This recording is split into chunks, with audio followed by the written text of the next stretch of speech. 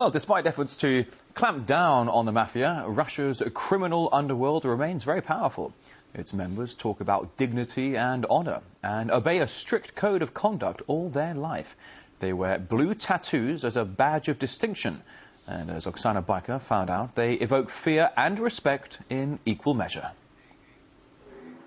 His ultimate value is dignity. His favorite word is honesty.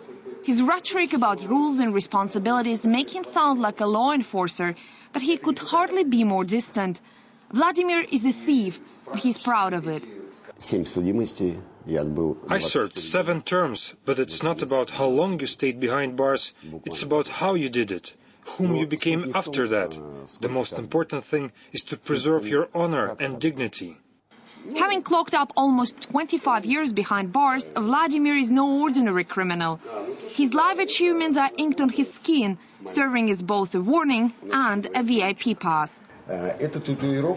This tattoo is called Lighthouse. It means a pledge to give light to thieves and never to cops. You need a special permission to get it. This is me. A leg on the back with money means that you are an honest thief, that you earn your living not by killing, not by raping, but only by stealing.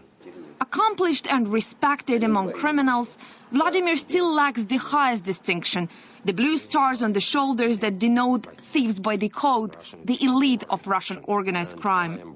Typical symbols for Вор в законе, it's a stars. It's like if you are an officer or if you're a general, you have a certain star on your epaulette. If you want to put the star of a Вор в законе on your chest without a permission, and I am Вор в законе, I will give an order to my people and I will chop it off those pieces of a skin with those stars, because you do not deserve to have them.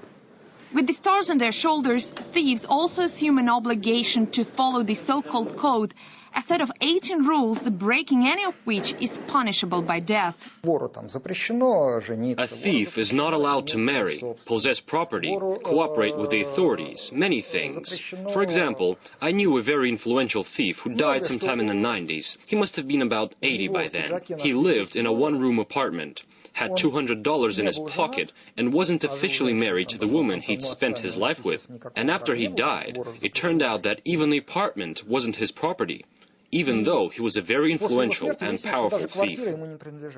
While over the last decade the Mafia presence in Russia has become less noticeable, thieves by the code haven't lost their influence. The recent funeral of Vyacheslav Ivankov, known as Yaponchik, attracted thousands of tattooed men, many of them armed, all in the heart of Moscow. The Yaponchik funeral reminded many of the 1990s, when gang clashes and car bombings were almost a weekly occurrence in Moscow.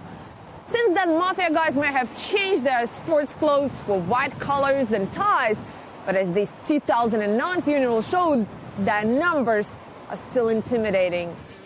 It was soon after Yaponchik's lavish burial that Russia's President Dmitry Medvedev ordered police to put the thieves by the code where they belong, behind bars.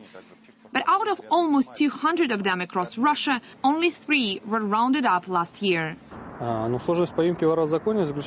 reason why thieves by the code are so difficult to bring to account is because their status allows them to commit crimes without personal involvement.